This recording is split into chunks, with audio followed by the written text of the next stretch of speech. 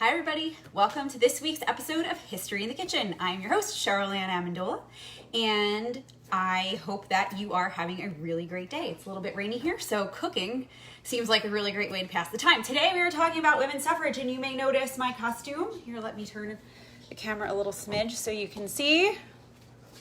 I'm dressed like a suffragist today. Female suffragists in the United States did not like to be called suffragettes. They thought that it was insulting. So I am wearing my very plain early 1900s dress, a hat. Most of your suffragists would have some flowers on there. I have a little ribbon, and my Votes for Women stash. The colors of the women's suffrage movement were purple, white, and gold. And you'll notice that I have purple and white and gold on my sash, and the colors stood for different things. The purple meant loyalty, the white meant purity, and the gold meant hope. So welcome to our Women's Suffrage History in the Kitchen. If you are interested, you can follow me on my blog where I'll post the recipe, and I will post the information from today's episode at www.teachinghistoryherway.com. You can also follow me here on Facebook so that you don't miss a live, on Twitter at History Her Way, and Instagram at Teaching History Her Way, and also on YouTube, Teaching History Her Way, in case you want to see a back episode or you want to rewatch. All right, so thank you so much for coming today. So we're going to start learning a little bit first, and then we'll talk a little bit about our recipe, which actually comes from a suffragist cookbook. Suffragists published cookbooks in order to raise money, and they are really interesting books. Believe it or not, it's not just recipes, and some of the recipes are actually pretty odd.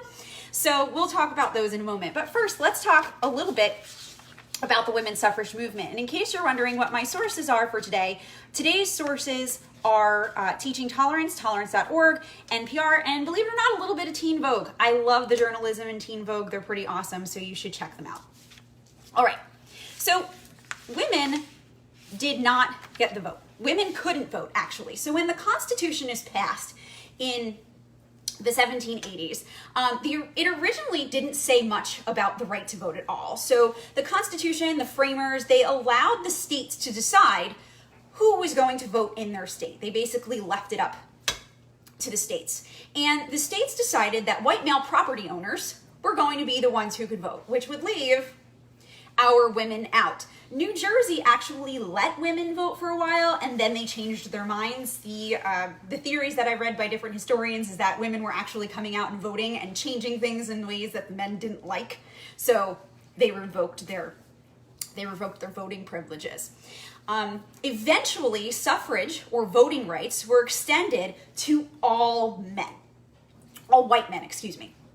And then in 1868, with the 15th Amendment and the 14th Amendments, the voters were identified as all men. So eventually, by the time we get to after the Civil War and into the late 1860s, you have men are able to vote.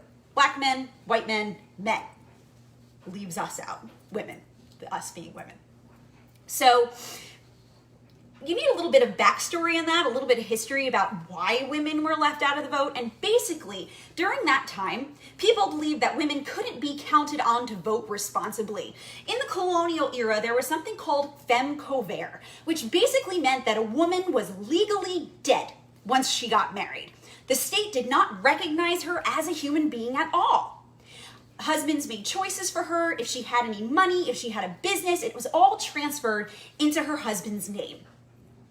So this continued on through the 1800s. In fact, if we look at some documents from the Seneca Falls Convention in 1848, or the first women's movement, it says that women are legally dead and they no longer want to be legally dead. I wouldn't want to be legally dead, would you? So women weren't allowed to vote basically because men felt that they were the weaker sex, that they didn't have enough intelligence to be able to do it. The husbands could do it for them if a woman did, in fact, have an opinion. And also, women were believed to be something called helpmates to men. And what helpmate means, and where that comes from, this is actually from colonial sources, from sources in the 1800s, in the 1700s. What helpmates means is if you go back to the Bible story of creation in Genesis, what colonial people interpreted this as is Adam was made first. God said, Adam needs somebody to help him. I'm literally going to take a rib out of Adam and make Eve. Ta-da, you have somebody who is lesser than you to be your helper. So these are all the things that are going on inside these people's minds in their gendered world. So that's why women aren't going to be allowed to have the vote. That's why women aren't participating in society in the same ways that men's are.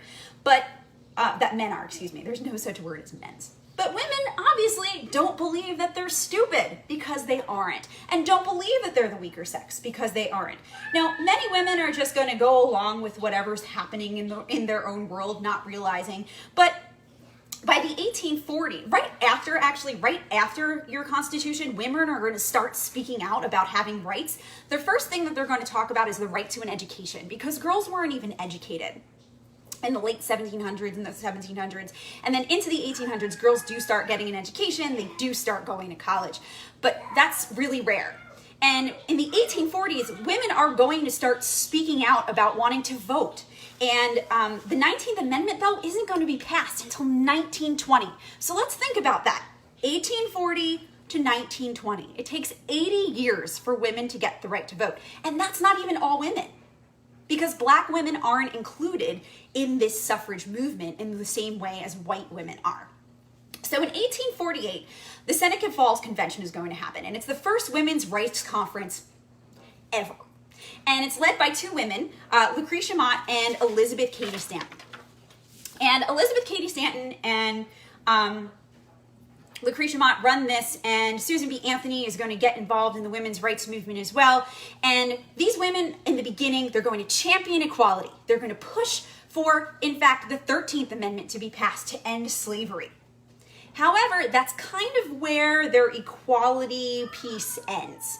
Because when the 15th Amendment is passed, some white suffragists, including Elizabeth Cady Stanton and Susan B. Anthony, are going to get mad about that. And they're mad because voting rights were given to all men and not women. And white suffragists are going to push for voting rights to be given to white women, at the exclusion of black women, Native American women, and Asian women. So in case you were wondering where other people of color were in on this story, they are excluded as well. So you're going to have two different branches after the 15th Amendment is passed in, I think it's 1868. You're going to have two different branches of the women's rights movement. You're going to have, and then you're also going to have a branch of black women. So black women are also going to fight for the right to vote. If you've ever heard of Sojourner Truth, Sojourner Truth says that giving black men the right to vote only promotes black male dominance over black women, just like giving white men the right to vote promotes male dominance over women. And the 15th Amendment, giving black men the right to vote, is going to split the women's rights movement. You're going to have Elizabeth Cady Stanton and Susan B. Anthony take the road of being against the 15th Amendment, being against giving black men the right to vote before white women are given the right to vote. But then you're going to have other women who are part of the suffrage movement. They make an association called the American Women's Suffrage Association. The names of their groups back then were very, very specific. And that's going to be Lucy Stone, it's going to be Julia Wood, and that group of suffragists are going to be inclusive. So they're going to include black men and black women in their association, in the membership. It's going to be groups of lots of different types of people. So even in the women's suffrage movement, even in women getting the right to vote, there are a lot of layers. And that's one thing that we need to understand about history. History has a lot of layers. It's not just one story. And oftentimes when you hear about women's rights, especially in the 17 and 1800s, if you're reading, unless it very specifically says Asian women, Native American women, black women, you can automatically assume that you are talking about white ladies. So I just wanted to make sure that that was clear, that your women's rights movement wasn't just one piece. It's not a very easy straight road. There are lots of different things that are going on. All right. Let's take out some of our ingredients for today, and then we'll get back to the history. So these are the things that I hope you have. I hope you have some marshmallows. I'm going to be making 8 cookies today. You can make the whole package of cookies if you would like to. There are a lot of Sandies in those Keebler cookie packages. I have Keebler Sandies, just a nice plain cookie will work. So any kind of plain cookie is going to work for this. In the women's suffrage cookbooks, I love that they have some shortcut recipes. That's one of these. I figured today would be a nice, easy one. You're going to need marshmallows. They need to be the large kind because we're going to have to poke some divots into these. You're also going to need butter. Not too soft, room temperature is fine. Even cold works, okay? I am opting to put some maraschino cherries on mine. I really like them. We did a little taste test last night. They taste really good with the cherries. And of course, a baking pan with some wax paper. Believe it or not, a cookie that's pre-made, when you put it back in the oven, it'll still stick to your pan. And you also are going to need your spatula and the 1/4 teaspoon because we're going to scoop the butter with this. Okay. So at this moment, why don't you go ahead and preheat your oven to 325. So we're going to preheat our ovens to 325 and then we're going to get back to some history.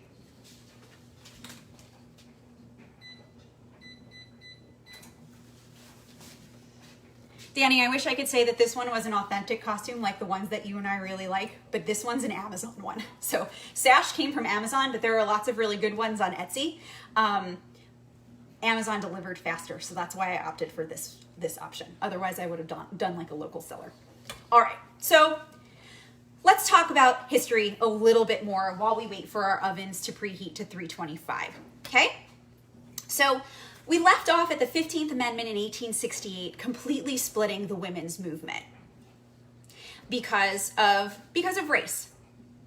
And we talked a lot about the layers of intersectionality in the women's movement. So here we have a picture of some suffragists. These are American suffragists. They are about to walk on Wall Street. Notice the lovely hats that they're wearing. I love the fashion of this entire 100 years. It's pretty amazing. And then, of course, we have some Black suffragists as well. This photo is from Teen Vogue. Got this from Teen Vogue, and Teen Vogue got it from UVA. So in case you're wondering my sources. So the women's rights movement is going to continue marching on. And there are 3 strategies that the women's rights movement is using in order to gain the vote for women.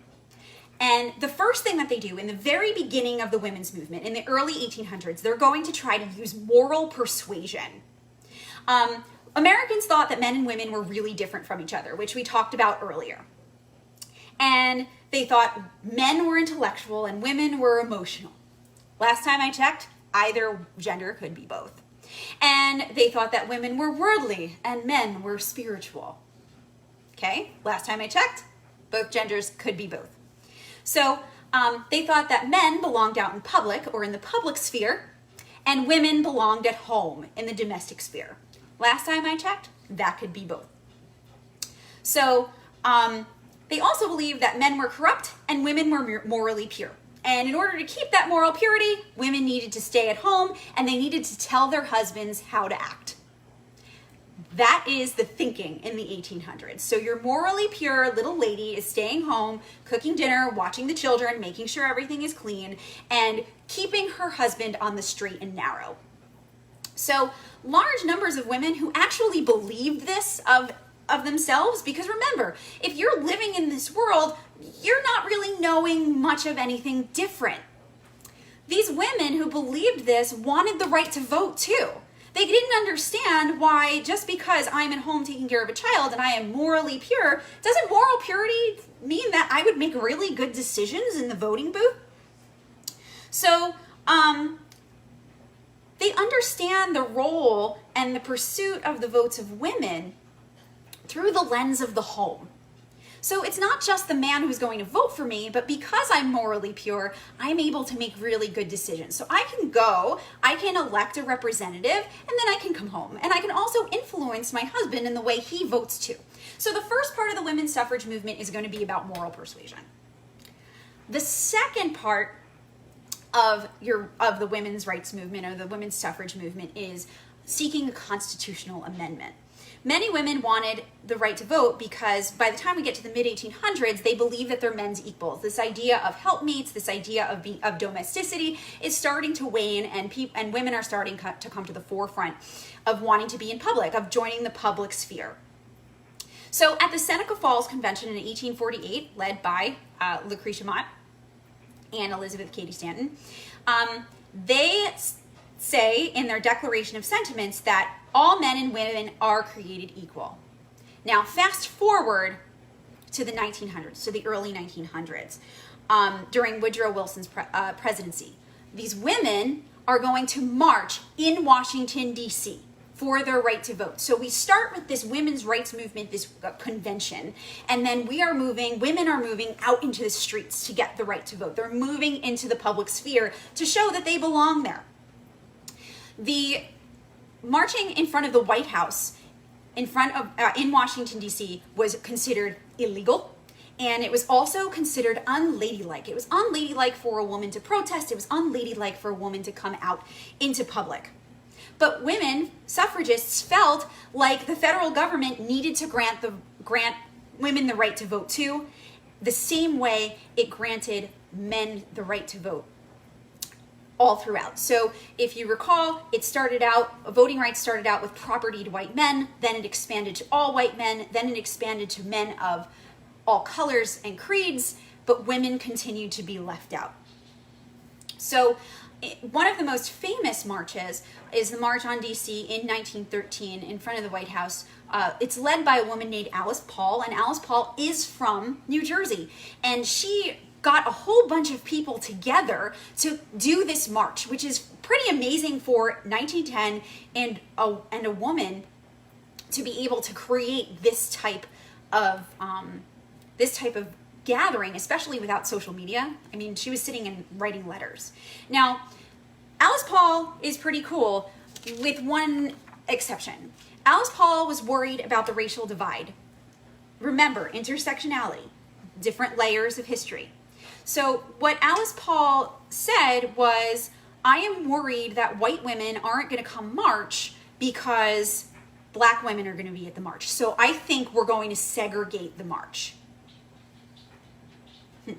Well, she was friends with a black suffragist named Ida B. Wells Barnett, and Ida B. Wells Barnett was not having that. She basically said to Alice Paul, no, black women deserve the right to vote too. There shouldn't be a segregated march. And Ida B. Wells and a group of 22 other black women joined the Illinois delegation and marched with the white women anyway, because it was just as important for black women and other women of color to get the vote as it was for white women. So let's not forget all of the contributions of all different types of people. Now, Alice Paul's story doesn't end there. Alice Paul was jailed for being in front of the White House for leading this march. Woodrow Wilson couldn't stand Alice Paul. So when she was jailed, Alice Paul was like, okay, I'm in jail, hunger strike. Alice Paul refused to eat. And the publicity that Alice Paul was really good at as a publicist. So the publicity that Alice Paul got for being on a hunger strike actually led one of Woodrow Wilson's representatives into the jail to speak to her. Now, we have no record of what that conversation was about, but Alice Paul was let out of jail and she actually got to speak to President Wilson. So Alice Paul's story is very interesting, and remember, layers of history. So there are a lot of different layers to Alice Paul. All right, so my oven is ready. We're gonna start cooking some cookies, and then we'll talk a little bit about 1920 and the 19th Amendment. All right, so let's get our cookies. This is the easiest recipe I think you'll ever make, except for boiling water. Okay. So place your cookies on the cookie sheet. We're gonna move that. Okay. There we go. You should be able to see now. Okay. We're gonna place our cookies on the cookie sheet. You should spread them apart a little because when we put the marshmallows in, the marshmallows expand, so don't put them right next to one another. Give them some space. They don't need a lot of space, but give them some space. Okay. Right. All right, next job is marshmallows. So here's what you're gonna do with your marshmallows. I use my pinky finger. Make sure you've washed your hands. I wash them before every history in the kitchen. Please wash them. If you need your 20 seconds, you can recite the preamble to the Constitution. That's 20 seconds. Okay, and you're gonna create a little divot in the top of your marshmallow. Okay, every marshmallow needs a divot. So let's talk about these cookbooks while we're divoting our marshmallows. The women's suffrage movement published at least 6 cookbooks in order to promote their cause. Basically, women used what they knew, which was in the domestic sphere, in order to get their message across. The cookbooks didn't just have recipes in them, though. The cookbooks had propaganda. And the propaganda in these cookbooks was to get women the right to vote, and any woman who was buying it who may have been on the fence, because believe it or not, there were women who were against women's suffrage. That's a thing. So women who were buying it, who may have been on the fence about whether women should have the right to vote or not, which seems like a silly question these days, would read this propaganda. In addition to the propaganda, it also had recipes, really simple ones like brewing tea. It also had complex ones like for almond parfait, which we are not making today. And it had things like soups and gravies and breads and roasts and pies and salads and omelets and pickles and puddings. So it ran the gamut, the types of things that you wanted to cook. And basically what the cookbook tried to say is that cooking and voting go hand in hand. If we can cook up stuff in the kitchen, we can cook up an idea to vote, which is, I think, super interesting. So your first cookbook, which this recipe is from, is going to come out December 13th, 1886, and it's going to be sold at a rally in Boston. And these women were really clever. The book was endorsed by governors from states that allowed women to vote. So the governor of Arizona was one of them. I have some more notes over here because I did not memorize them all. I wish I had, but I didn't. California, Arizona, Wyoming, Kansas, Idaho, Illinois, Washington, and Oregon were all of your states that allowed women the right to vote. But the women, remember, are seeking a constitutional amendment. They want it to be federally recognized so that women in all states can vote. Now, in addition to the regular recipes that were in these, they also had some satirical ones, which we'll talk about in a moment. All right, grab your butter and your 1/4 teaspoon. You're going to take a 1/4 teaspoon of butter, even if it's a little bit less, that's okay. And you're going to stick it inside the divot. Now, I was a little worried about this yesterday too, because I always do test kitchen on Thursday. It works, I promise. If you put a little less than a 1/4 of a teaspoon, that's also okay. You don't want to put more than a 1/4 of a teaspoon. That will make a marshmallow tea cake disaster. All right. So some of this satire was actually pretty good. So they would also name their recipes. Funny little things like suffrage salad dressing and suffrage angel cake or mother's election cake. Ours are marshmallow tea cakes. I should have come up with a good name for these. In the cookbook that I got these from, which is actually the Women's Suffrage Cookbook, I'll show you a picture of the cover in a minute. These were just named marshmallow tea cakes. They didn't have a fun little name. Maybe Marching Women Marshmallow Tea Cakes.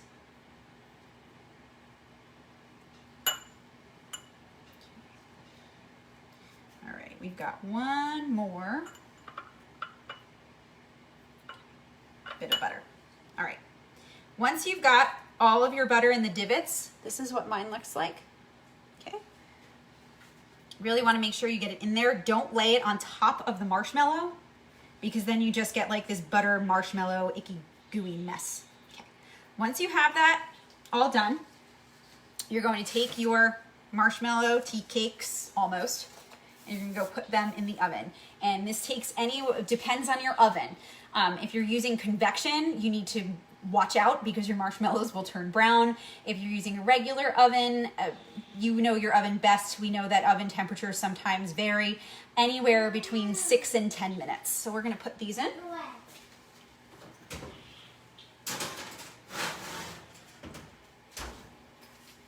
And whatever you do, don't use the bottom rack, because even though those cookies are already cooked and we cheated a little bit, the bottoms will still burn. I know that from my test kitchen yesterday. Now, the cookbook does not give you the temperature. It just says put in at a reasonable temperature. So I just guessed a couple of times. So I tried it at 350, that was too hot. I tried at 300, it was too cool. 325 actually worked out to be best. All right, so back to those satirical recipes. I think the satirical recipes are my favorite part of the Women's Suffrage Cookbook, which remember was used to spread the cause. So we have pie for a suffragist's doubting husband. Now, this is not an actual pie, but here are your ingredients. 1 quart milk, human kindness. 8 reasons: war, white slavery, child labor, 8 million working women, bad roads, poisonous water, impure food. Mix the crust with tact and velvet gloves, using no sarcasm, especially with the upper crust. Upper crusts must be handled with extreme care, for they quickly sour if manipulated roughly. Now tell me that's not clever. So there's another recipe called Auntie's Favorite Hash, and the Auntie being shorthand for the people who were against the women's suffrage movement. It called for a generous handful of injustice, a pound of truth thoroughly mangled, a little vitriol for tang, and a string of nonsense to be stirred with a sharp knife. I love these. So if you can get your hands on one of these reprints, they're all over the internet. You can buy a reprint. You can even grab this one, the Women's Cookbook, the Women's Suffrage Cookbook. You can grab this one on Google Books for free. So if you have a moment, just take a little bit to look through these. They're a great primary source for your class if you're doing the women's suffrage movement. You might even get to cook a little bit if things with COVID calm down, or if you're doing virtual, you can do something like this with your students. I tried it when we were virtual back in March, April, and May, and it turned out very nicely. And it's just a really fun way to talk about the women's movement. All right, so the fruits of their labor finally come to be in 1920. In 1920, the 19th Amendment is passed, and it gives voting rights to women. However, even though that's meant for all women, if you remember when we've talked about voting rights before, not everybody gets the voting rights that they deserve. If you recall Jim Crow laws, where Black men were barred from voting in various ways, be it a poll tax where you're taxed to go and vote, and many poor people in the South couldn't afford that, or a literacy test where you had many people in the South who were illiterate, so they were unable to sign their name or read something or take a reading test, so they weren't able to vote. Those things happened to Black women as well. So even though in 1920, or the 19th Amendment was passed, which is great, votes for women, there are still ways to exclude women of color. So women of color are going to be protected in 1965 with the Voting Rights Act of 1965. And that is to secure Black, Native American, Asian, Latina rights to vote. So the road, remember, is long, it's bumpy, it's in layers, it's not just one story. So 1920 is absolutely something that we need to celebrate because it gives women the right to vote. It tells us that women are allowed to do that. But then some women are barred from that despite the fact that it's their constitutional right. And many women and men in the South who are people of color were met with violence when they went to vote. So that Voting Rights Act in 1965 is where Black women are really going to get the security that they need in order to be able to voice their opinions in the polls. Let's check on those cookies, and then we'll come back and we'll close it out for the day.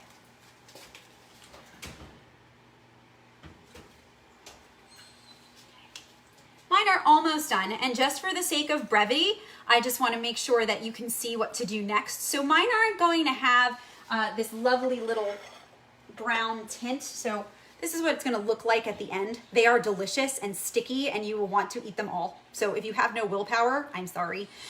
There's going to be this nice little golden brown, and you don't need to have that. If it's still super marshmallow white, that's okay too, as long as your cookie is melty.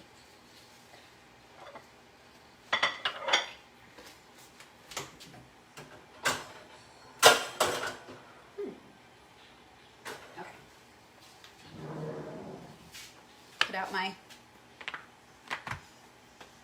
protectors. Okay. So you may also have noticed, okay, So here's what they look like right now. You can leave yours in for another minute or two if you would like, or you can take them out now. I just dropped one. Oops. All right. So if one of them happened to come off of, like a marshmallow happened to come off of the cookie, that's okay. You can just lift it back up. It's a little hot, but like not the marshmallow. The marshmallow is just melting. Don't touch the pan. That's where your mistake will be. So you can lift the marshmallow right back up onto the cookie. Okay, there's your marshmallow tea cakes. And then take your cherry. You're going to put that in while they're still a little hot. Now, I'm not going to lie, these taste best when they're warm. So if you wanted to rewarm them for later, but they still taste really good when they're not warm. So either way, you're in trouble with these in your house. Okay. And there you have it. Marshmallow tea cakes. Yum. Yum, yum, yum, yum, yum. And these are from the Women's Suffrage Cookbook. So I hope you enjoyed today's episode of History in the Kitchen. I hope you learned something. I hope that you will pass on your knowledge. Maybe share this video, share my blog posts so that people also can learn that history is in lots of layers, kind of like this cookie. You've got the cookie, the marshmallow, and the cherry, and all the ingredients that go inside it. Maybe that's why History in the Kitchen is such a good metaphor for history, because you've got lots of ingredients in order to make that cookie. History is lots of layers. So remember, you have your women suffragists who are going to start working in 1848. You're going to have that split after the 15th Amendment allows black men to vote, where you get this racial divide, and then that racial divide is going to continue on up until the Voting Rights Act of 1965. So thank you so much for coming. Please like my page, give this a share. Come visit my blog later if you'd like the recipe again, though this one's pretty easy to remember, or if you'd like some of the information that I shared with you. And I will see you next Friday at 1 o'clock for History in the Kitchen. If you would like to give me a suggestion for something to do next, some people have suggested maybe putting in some world history. That might be fun too. So please just let me know. I would love to cater to you. And thank you so, so much for coming. I have been having a ton of fun doing this on Fridays. And you guys are really letting me share my passion with you. I love history. I love teaching history. I love telling people about history. And I love that you come. So thank you so much and have a great week. I'll see you next Friday. Bye-bye.